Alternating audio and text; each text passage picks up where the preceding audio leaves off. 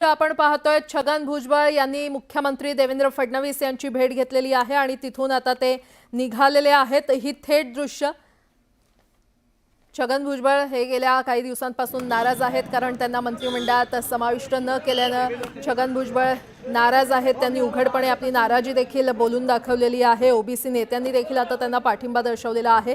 त्याच पार्श्वभूमीवर छगन भुजबळ हे मुख्यमंत्री देवेंद्र फडणवीसांची भेट घेण्यासाठी आज पोहोचले। त्यामुळे आता छगन भुजबळ नेमकी पुढे काय भूमिका घेणार याकडे सगळ्यांचं लक्ष लागलेलं आहे। दरम्यान सर्व ओबीसी नेत्यांनी छगन भुजबळांना पाठिंबा दर्शवलेला आहे आणि विरोधी पक्षांकडून देखील राष्ट्रवादीवर अजित पवारांवर टीका करण्यात येते। छगन भुजबळ स्वतः उघडपणे आपली नाराजी व्यक्त करतायत। त्याच पार्श्वभूमीवर त्यांनी मुख्यमंत्री देवेंद्र फडणवीसांची भेट घेतली आहे आणि या संदर्भात अधिक माहिती देत आहेत आमचे प्रतिनिधी अजित मांढरे आपल्यासोबत जोडले गेलेले आहेत। अजित, छगन भुजबळ आणि देवेंद्र फडणवीसांची भेट झाली आहे, काय झालं भेटीत, काय अपडेट? भेट ही अगदी थोड्या काळाकरता झालेली आहे, पण या भेटीमध्ये काय झालं, काय दोघांमध्ये चर्चा झाली, कोणता विषय होता आणि त्यावरती काय तोडगा निघाला आहे का, सध्या भुजबळांची जी राजकीय परिस्थिती आहे त्या बाबतीत चर्चा झाली आहे का, या कोणत्याही गोष्टीचा खुलासा न करता भुजबळ जे ते निघून गेलेले आहेत। त्यामुळे मुख्यमंत्री आणि छगन भुजबळ यांच्यामध्ये जी भेट झालेली आहे त्याचा भेटीमागचं कारण जे त्याचं स्पष्ट होत नाहीये, पण ही भेट राज्याच्या राजकारणामध्ये महत्त्वाची मानली जाते। बरं अजित, धन्यवाद या सविस्तर माहितीसाठी। तर भुजबळांनी खरं तर देवेंद्र फडणवीसांची ही भेट घेतलेली आहे आणि दोघांमध्ये तब्बल अर्धा तास चर्चा झाली असल्याची माहिती मिळते। पुन्हा एकदा जाऊयात, ही दृश्य आपण पाहतोय तर दोघांमध्ये तब्बल अर्धा तास चर्चा झालेली आहे। छगन भुजबळ यांनी मुख्यमंत्री देवेंद्र फडणवीसांची भेट घेतलेली आहे।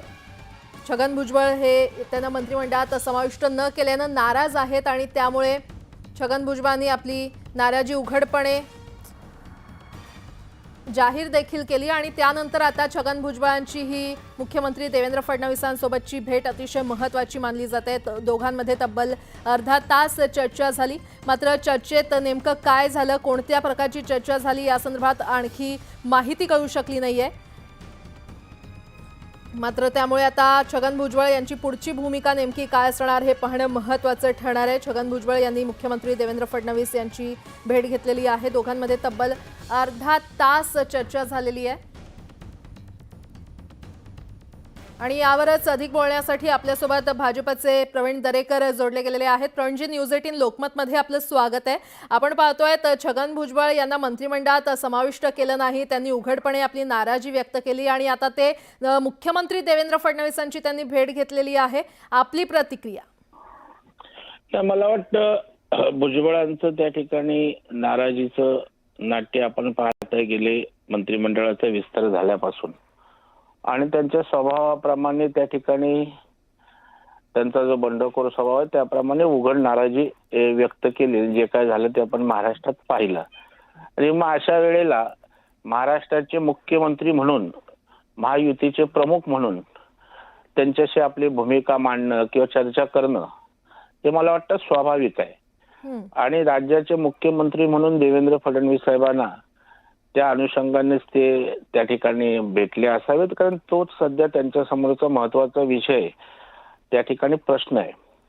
आणि अशा वेळेला आपण जर जसा भुजबळांचा स्वभाव आहे तसा देवेंद्रजींचा एक स्वभाव आहे की समन्वय साधून जास्तीत जास्त लोकांना सामावून घेऊन त्या ठिकाणी आपली वाटचाल त्या ठिकाणी करावी, महाराष्ट्राला पुढे न्यावं अशी त्याची भूमिका देवेंद्रजींची सातत्यानं राहिलेली आहे आणि त्याच्यामुळे यातना काही सुवर्ण मध्य निघू शकतो का, अशा प्रकारची भूमिका त्या ठिकाणी असू शकते।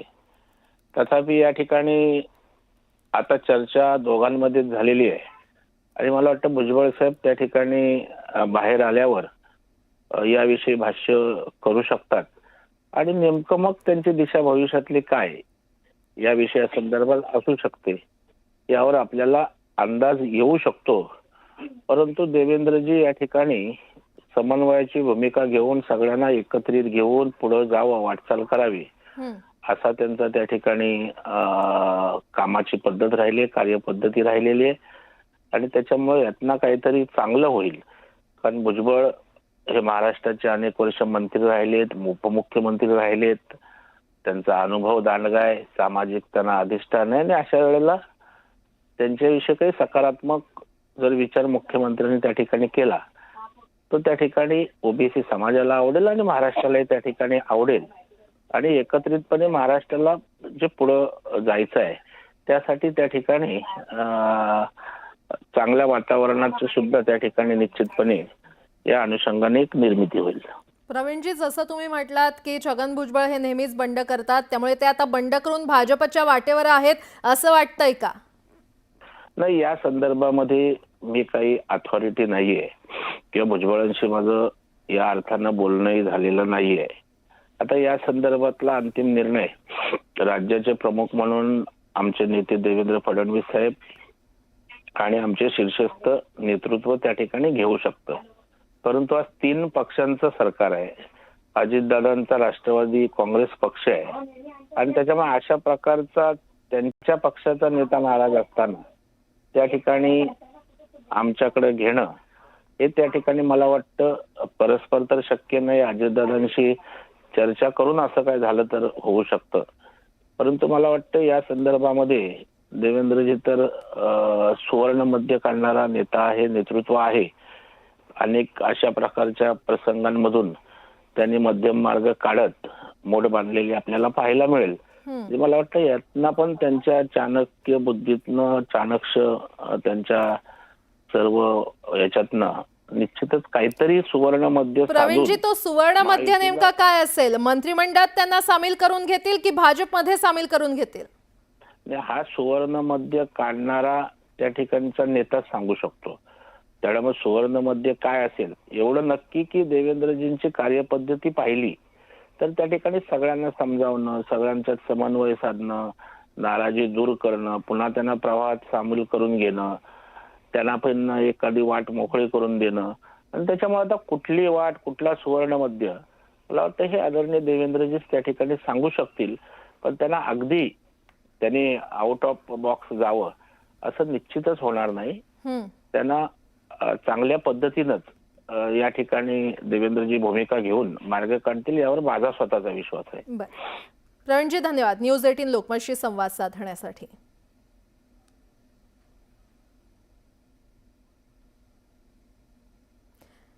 दरम्यान छगन भुजबळ यांनी मुख्यमंत्री देवेंद्र फडणवीस यांची भेट घेतलेली आहे आणि छगन भुजबळ हे अगदी थोड्याच वेळात पत्रकार परिषद देखील घेण्याची शक्यता आहे. त्यामुळे छगन भुजबळ यांची नेमकी पुढची भूमिका काय असणार हे पाहणं महत्त्वाचं ठरणार आहे.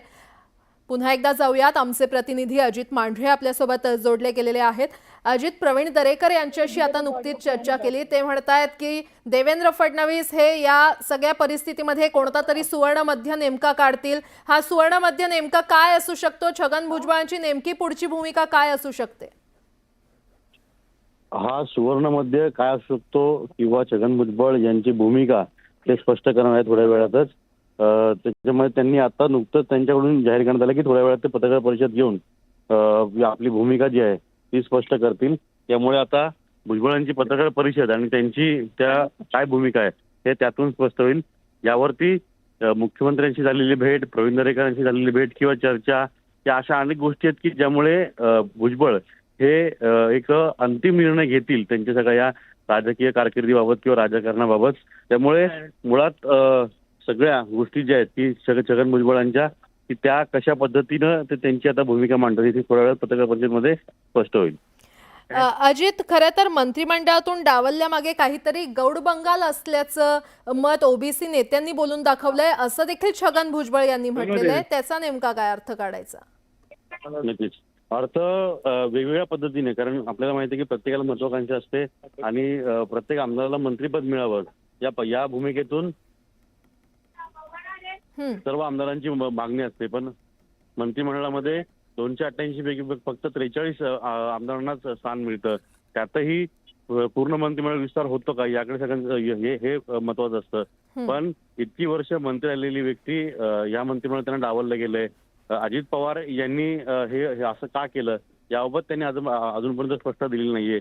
मात्र जी माहिती सुरुवातीपासून मिळली होती ती ज्या सुनेत्र पवार, अजित पवार यांच्या पत्नीच्या बारामतीमध्ये उभ्या होत्या निवडणुकीला त्याच पद्धतीनं राज्यसभेच्या निवडणुकीच्या वेळी त्यावेळी काही कामं जी आहेत किंवा काही भूमिका जी आहे छगन भुजबळांची ती अजित पवारांना पटलेली नाहीये, अशी दबत्या आवाजात चर्चा जी आहे ही राष्ट्रवादी काँग्रेस अजित पवार गटामध्ये सुरू आहे. आणि त्यामुळे नेमकं भुजबळांना का बाजूला ठेवलं गेलं?